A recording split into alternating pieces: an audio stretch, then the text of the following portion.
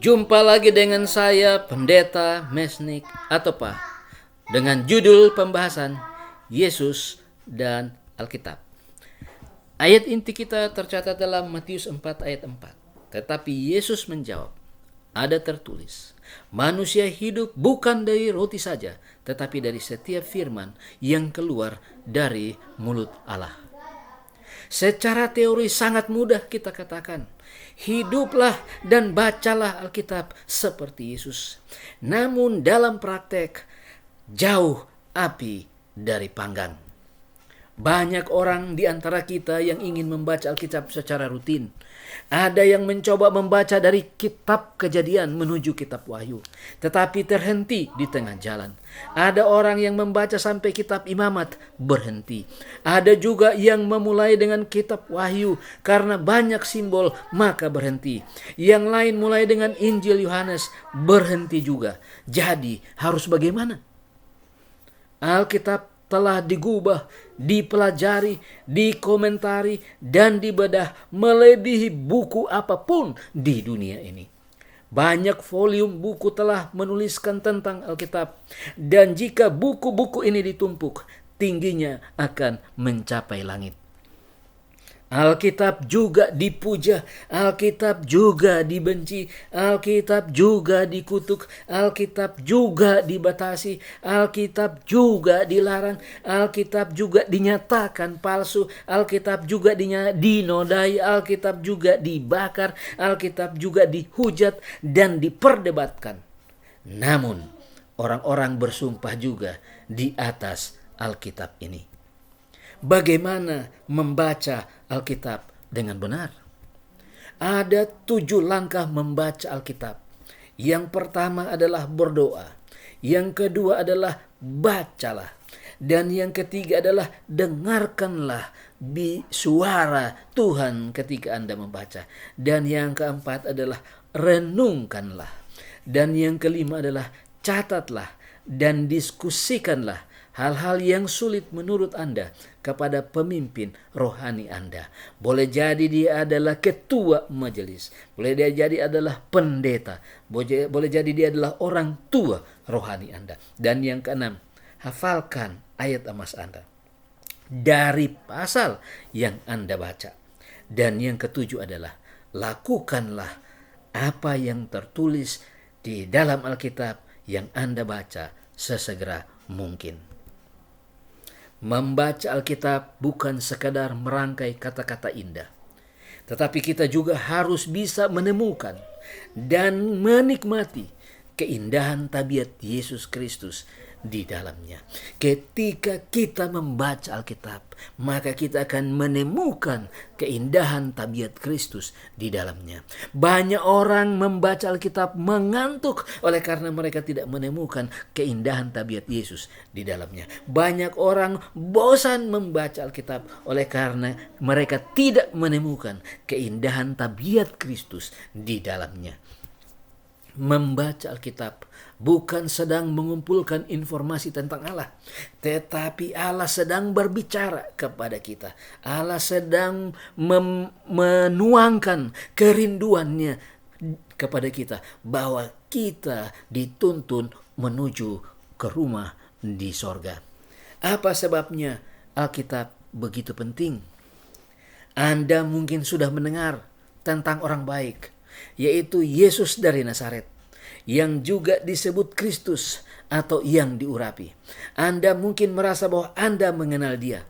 Tetapi jika Anda belum membaca Alkitab, Anda belum benar-benar mengenal dia. Perjanjian Lama menuliskan tentang kedatangannya yang pertama, dan Perjanjian Baru bersaksi tentang pengajaran dan perbuatannya. Oleh karena itu, Alkitab secara utuh yang terdiri dari 66 buku harus diperlakukan seimbang. Ketika kita mau mengenal siapa Yesus yang sesungguhnya, maka dia sudah dituliskan di dalam Perjanjian Lama. Ketika kita mau tahu Yesus yang seperti apa di dalam Perjanjian Baru, maka kita harus memahami Perjanjian Lama. Oleh karena itu, kedua kitab besar ini masih berlaku sampai sekarang dan sama-sama menceritakan tentang Yesus Kristus. Tidak mengenal kitab suci berarti tidak mengenal Kristus. Tidak mengenal Kristus berarti tidak mengenal Allah. Itulah sebabnya Alkitab menuntun kita kepada Allah melalui Yesus Kristus. Membaca Alkitab akan menghasilkan hikmat, dan hikmat adalah keindahan tabiat Yesus yang menuntun kita kepada keselamatan. Teman-teman, saudara-saudara, dimanapun Anda berada, pastikan bahwa Alkitab itu menunjukkan keindahan tabiat Kristus. Itu sebabnya kita menyayangi Alkitab kita, meskipun Alkitab kita dituduh, dibakar, dan lain sebagainya. Di dalam Lukas 24 ayat 27, firman Tuhan berbunyi, lalu ia menjelaskan kepada mereka apa yang tertulis tentang dia di dalam kitab suci, mulai dari kitab-kitab Musa dan segala kitab nabi-nabi. Ayat ini berbicara tentang Yesus Kristus berjalan bersama-sama dengan 2 orang murid menuju ke Emmaus. Mata mereka tertutup dan tidak mengenal Kristus. Tetapi Yesus kemudian membukakan, mengajarkan bahwa seluruh Alkitab itu berbicara tentang Yesus. Ketika kita memiliki Alkitab, berarti kita memiliki Yesus. Ketika kita menuruti Alkitab, berarti kita menuruti Yesus Kristus. Ketika kita menerima Alkitab di dalam hidup kita, berarti kita sedang menerima Yesus di dalam hidup kita. Ketika kita sedang membicarakan isi Alkitab kepada orang lain, itu berarti kita sedang membicarakan Yesus. Ketika kita dalam perjalanan dan membawa Alkitab, berarti kita sedang membawa Yesus.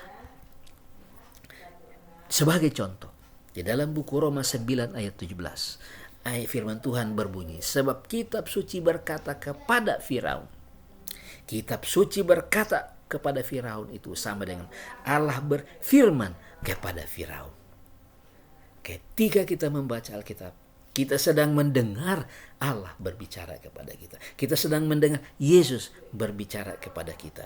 Oleh karena itu, kita akan menuruti kitab suci karena saat yang sama kita menuruti Yesus Kristus. Banyak orang membaca Alkitab tetapi tidak menuruti Alkitab. Banyak orang membaca Alkitab hanya sebagai primbon. Saya kasih contoh. Ada seseorang yang ketika dia mau pergi, ketika dia mau melakukan pekerjaan apa-apa, dia membuka Alkitab secara sembarangan dan dia menunjukkan jarinya ke sana. Lalu dia membaca apa kata Alkitab, dia akan mengikutinya. Satu saat dia membuka Alkitab, dia menunjukkan jari ke sana, dan ketika dia baca, ayat itu berbunyi, lalu ia pergi dan menggantung diri. Maka orang itu pun pergi dan menggantung dirinya. Apakah begitu Alkitab? Tidak. Alkitab selalu menuntun kita kepada keselamatan.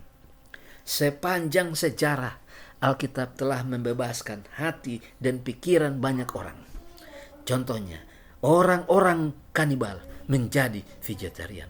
Pasangan yang mau cerai jadi cinta lagi dan rukun kembali. Pemakai obat-obat terlarang berhenti menggunakan obat-obatan tersebut dan hidup untuk Yesus. Banyak pembunuh, penjahat, dan perampok setelah berada di dalam penjara diubahkan dan mereka keluar menjadi penginjil, keluar membawakan kabar baik kepada banyak orang.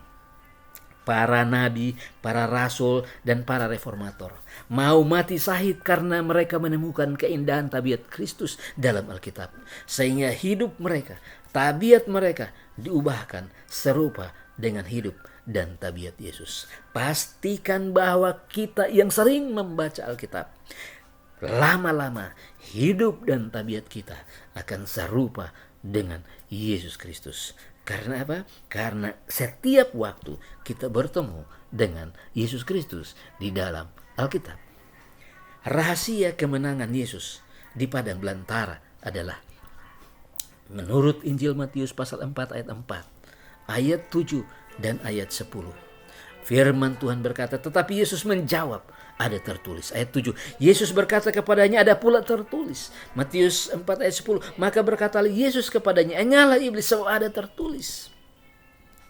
Yesus mengalahkan iblis dengan mengatakan ada tertulis. Atau dengan kata lain, dia mengalahkan iblis menggunakan firman Tuhan.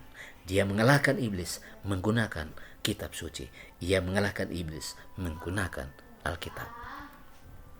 Alkitab merupakan perisai bagi Yesus dan bagi umatnya dalam menghadapi serangan setan yang bertubi-tubi kepada kita. Situasi dan kondisi seseorang bukanlah alasan untuk menyerah kepada serangan setan. Sebagai contoh, ketika Anda sedang krisis ekonomi, setan menawarkan makanan, setan menawarkan jabatan, setan menawarkan kemuliaan, maka Alkitab harus menjadi pedoman Anda.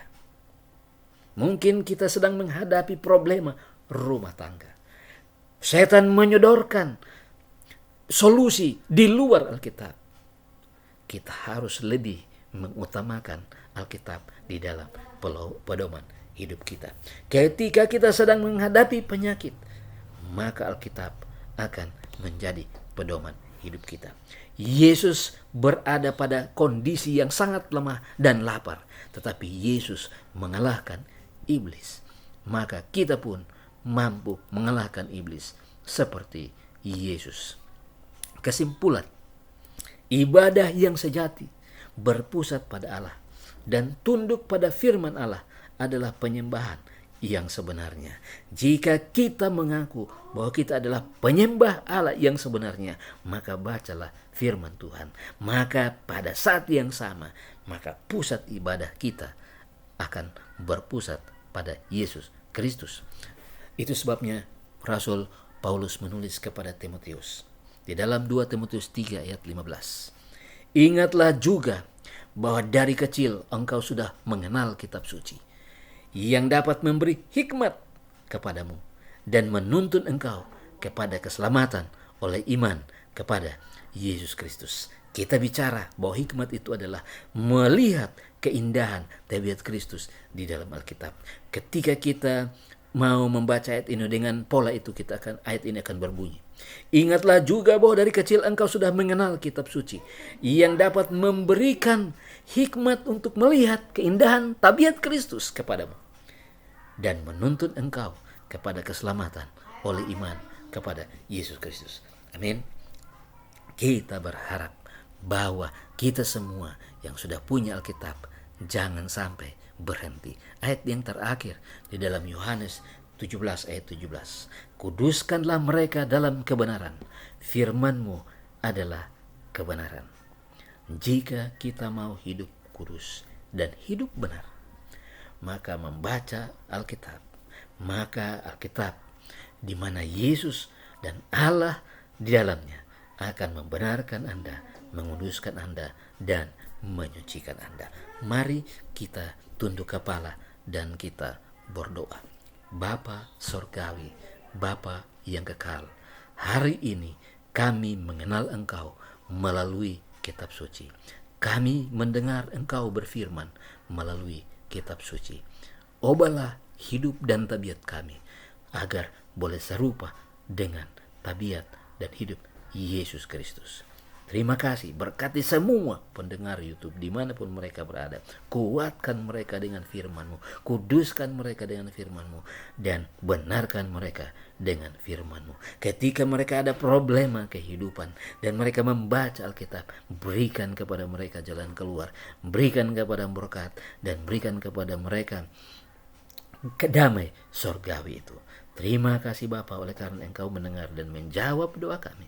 Karena kami minta di dalam nama Yesus, Tuhan dan Juru Selamat kami. Amin. Tuhan Yesus memberkati kita semua.